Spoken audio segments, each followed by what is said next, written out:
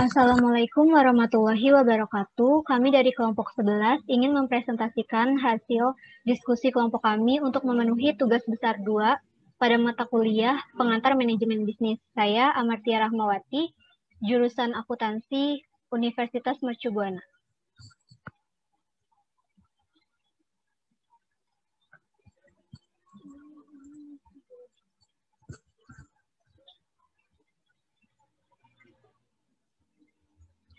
Pengertian bisnis. Bisnis adalah suatu aktivitas terpadu yang meliputi pertukaran produk atau uang yang dilakukan oleh lebih dari dua pihak dengan maksud memperoleh manfaat atau keuntungan. Sedangkan suatu lembaga bisnis adalah badan yang menggunakan dan mengkoordinasi sumber-sumber ekonomi untuk menyediakan barang dan jasa yang dapat memuaskan kebutuhan masyarakat dengan cara menguntungkan. Sebagian besar bisnis merupakan usaha kecil. Apa yang dimaksud bisnis kecil? Administrasi Bisnis Kecil atau SBA merupakan badan federal yang paling terlibat langsung dengan sektor ekonomi. Bisnis kecil didefinisikan sebagai bisnis mandiri yang memiliki kurang dari 500 karyawan.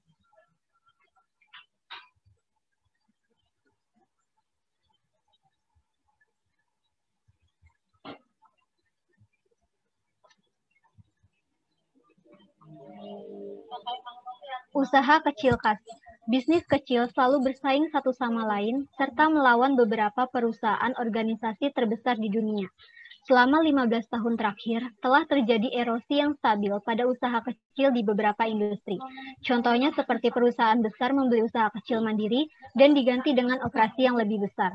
Bisnis yang paling tidak mungkin untuk tidak dikembangkan adalah bisnis yang menjual layanan yang dipersonalisasi, mengandalkan lokasi tertentu, dan menjaga biaya overhead tetap rendah.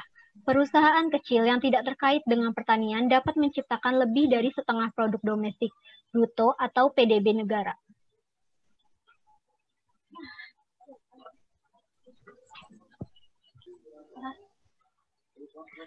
Kontribusi bisnis kecil bagi perekonomian. Yang pertama, menciptakan pekerjaan baru.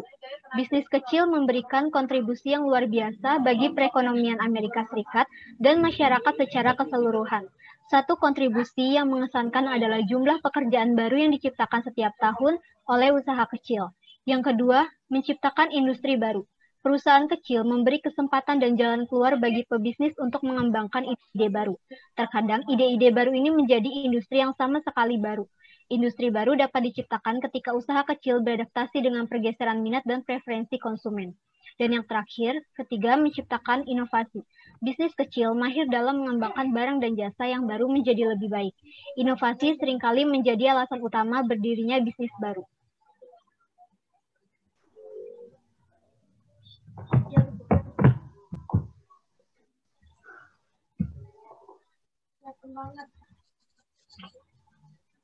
Perkenalkan, nama saya Muhammad Faras Fauzan. Selanjutnya saya akan menjelaskan tentang faktor yang mempengaruhi kegagalan bisnis kecil.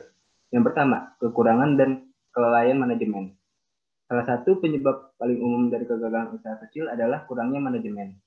Hal ini mungkin termasuk kurangnya keterampilan para pekerja, pengetahuan keuangan yang tidak memadai, ketidakmampuan untuk melacak inventaris atau penjualan, penilaian kompetisi yang buruk, atau kurangnya waktu untuk melakukan semua yang diperlukan. Yang kedua, pembiayaan tidak memadai.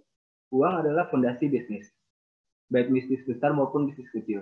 Setiap bisnis pasti membutuhkan jumlah pembiayaan yang besar untuk beroperasi, berkembang, dan tumbuh. Masalah utama lainnya dari usaha kecil adalah pembiayaan atau modal yang tidak memadai. Yang ketiga, peraturan pemerintahan. Pemilik usaha kecil menyatakan perjuangan mereka untuk mematuhi peraturan pemerintah sebagai salah satu tantangan besar yang akan mereka hadapi. Selanjutnya, rencana bisnis sebagai landasan menggapai kesuksesan. Yang pertama, ringkasan eksekutif yang menjawab secara singkat siapa, apa, di mana, kapan, mengapa, dan bagaimana terkait pernyataan untuk bisnis yang akan dijalaninya. Yang kedua, pendahuluan yang mencakup pernyataan umum tentang konsep, tujuan, dan tujuan bisnis yang diusulkan. Yang ketiga, memisahkan bagian keuangan dan pemasaran yang menggambarkan target pasar perusahaan dan rencana pemasaran secara rinci. Dan yang terakhir, resume dari pemilik bisnis, terutama dalam rencana yang akan ditulis untuk memperoleh pembiayaan.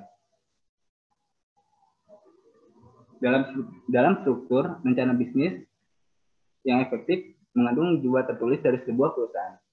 Rencana yang baik membahas masalah-masalah sebagai berikut. Yang pertama, misi perusahaan dan visi para pendirinya. Yang kedua, garis besar tentang apa yang membuat suatu perusahaan memiliki keunikan. Yang ketiga, pelanggan. Yang keempat, sebuah kompetisi. Yang kelima, evaluasi keuangan dari industri dan kondisi pasar. Dan yang terakhir, penilaian risiko. Bantuan untuk usaha kecil. Yang pertama, administrasi bisnis kecil. SBA adalah badan pemerintah utama yang peduli dengan membantu perusahaan kecil AS/SBA. Berkomitmen untuk membantu usaha kecil yang merupakan tulang punggung perekonomian negara untuk berkembang. Bekerja sama dengan berbagai mitra pemberi pinjaman di seluruh negeri. Yang kedua, bantuan keuangan dari SBA. SBA menjamin pinjaman usaha kecil yang dibuat oleh pemberi pinjaman swasta, termasuk bank dan lembaga lainnya. SBA juga menjamin pinjaman mikro hingga 35.000 US dollar untuk perusahaan baru dan perusahaan kecil lainnya. Pinjaman usaha kecil juga tersedia melalui organisasi berlisensi SBA yang disebut Perusahaan Investasi Bisnis Kecil atau SBIC, yang dijalankan oleh pemodal ventura berpengalaman. Yang ketiga, bantuan khusus lainnya. Saat ini banyak program pengadaan pemerintah menyisihkan sebagian dari pengeluaran pemerintah untuk perusahaan kecil. Peran SBA tambahan adalah membantu perusahaan kecil mengamankan kontrak ini. Untuk membantu menghubungkan bisnis kecil dengan badan pemerintahan, situs web SBA menawarkan pendaftaran kontraktor sentral yang mencakup mesin pencari untuk menemukan peluang bisnis serta peluang bagi bisnis kecil untuk memberikan informasi tentang perusahaan mereka.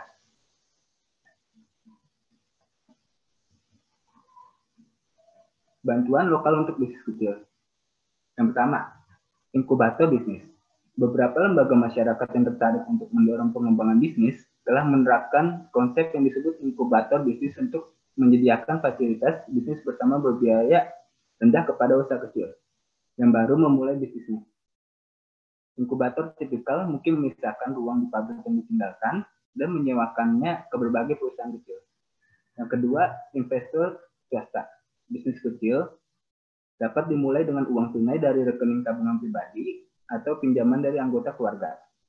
Tetapi, pemilik usaha kecil segera mulai mencari uang dalam jumlah yang lebih besar untuk terus beroperasi dan akhirnya tumbuh. Mereka mungkin ingin melanjutkan bantuan dari investor swasta.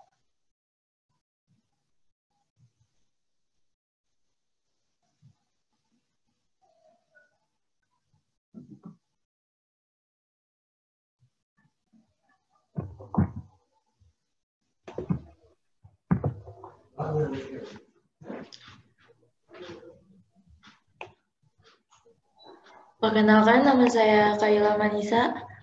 Saya akan menjelaskan tentang waralaba. Waralaba adalah pengaturan bisnis kontraktual antara produsen atau pemasok lain dan dealer seperti operator atau restoran atau pengecer. Waralaba menggabungkan bisnis besar dan kecil menjadi satu kesatuan dan merupakan faktor utama dalam pertumbuhan bisnis kecil. Yang pertama, sektor waralaba. Dua prinsipal dalam perjanjian waralaba adalah penerima waralaba dan pemilik waralaba. Orang atau perusahaan bisnis yang membeli waralaba tersebut disebut penerima waralaba. Pemilik waralaba adalah perusahaan yang produknya dijual oleh penerima waralaba. 2. Manfaat dan masalah waralaba. Manfaat bagi pemilik waralaba termasuk peluang untuk ekspansi yang mungkin tidak tersedia.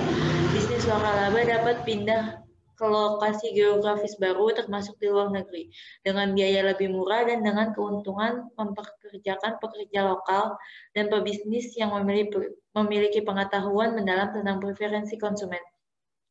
Namun, baru-baru ini, National Franchise Association dalam sebuah grup yang mewakili lebih dari 80% waralaba Burger King di Amerika Serikat menggugat perusahaan hamburger tersebut karena memaksa anggotanya untuk menawarkan burger keju ganda seharga $1 pada menunya kepada konsumen, sesuai dengan upaya promosi perusahaan.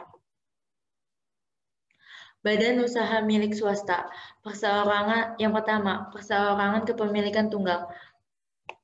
Bentuk kepemilikan tunggal ini adalah bentuk kepemilikan umum dari bisnis dan juga merupakan bentuk kepemilikan yang paling tua dan sederhana.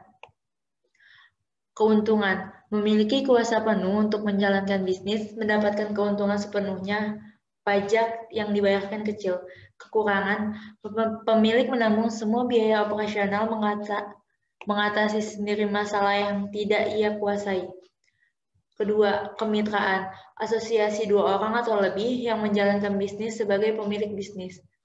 Formulir kepemilikan ini di sebagian besar negara bagian mendefinisikan kemitraan sebagai asosiasi 2 orang atau lebih yang menjalankan bisnis sebagai pemilik bersama secara sukarela persetujuan hukum. Keuntungan, kemampuan finansial yang lebih dan bisa berbagi tugas untuk mengurus bisnis. Kekurangannya, ikut bertanggung jawab atas kelakuan hukum mitra lainnya dan sulit untuk membubarkan kemitraan. Yang ketiga adalah korporasi. Korporasi adalah organisasi hukum dengan aset dan kewajiban yang terpisah dari pemiliknya. Keuntungan, mudah untuk mengumpulkan uang dan tanggung jawab terbatas. Sedangkan kekurangannya adalah masalah komunikasi, birokrasi, dan kehilangan kendali. 4. Korporasi S dan perseroan terbatas untuk menghindari penggadaan. Tidak seperti perusahaan biasa, perusahaan S tidak membayar pajak perusahaan atas keuntungan mereka. Sebaliknya, yang tidak dikenai pajak keuntungan korporasi S dibayarkan langsung sebagai dividen kepada pemegang saham, yang kemudian membayar tarif pajak individu. Keuntungan pajak ini telah menghasilkan peningkatan jumlah yang luar biasa perusahaan S. Pemilik bisnis juga dapat membentuk perseroan terbatas atau LLC untuk mengamankan keuntungan perusahaan dari perseroan terbatas sambil menghindari karakteristik perpajakan berganda korporasi. Yang kelima adalah perusahaan milik karyawan. Alternatif lain untuk mendirikan korporasi adalah kepemilikan karyawan, di mana pekerja membeli saham perusahaan yang mempekerjakan mereka. Organisasi perusahaan tetap ada sama, tetapi sebagian besar pemegang saham juga merupakan karyawan. Yang keenam adalah bisnis milik keluarga. Perusahaan milik keluarga dianggap oleh banyak orang sebagai tulang punggung bisnis Amerika. Perusahaan milik keluarga hadir dalam berbagai ukuran dan struktur hukum. Tetapi karena sifat keluarga yang kompleks hubungan, perusahaan milik keluarga mengalami beberapa tantangan unik. Yang ketujuh adalah perusahaan nirlaba. Konsep bisnis yang sama yang berlaku untuk perusahaan komersial juga berlaku untuk perusahaan nirlaba. Organisasi yang tujuannya tidak termasuk mengejar keuntungan. Sektor ini juga meliputi museum, perpustakaan, rumah sakit, kelompok konservasi, sekolah swasta, dan sejenisnya. Organisasi ini tidak menerbitkan sertifikat saham karena mereka tidak membayar dividen kepada pemilik dan kepemilikan jarang berubah. Mereka juga dikecualikan membayar pajak penghasilan.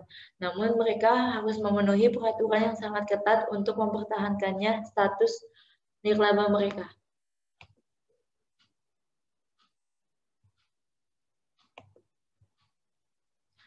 Baiklah, cukup sekian presentasi kami dari kelompok 11. Wassalamualaikum warahmatullahi wabarakatuh.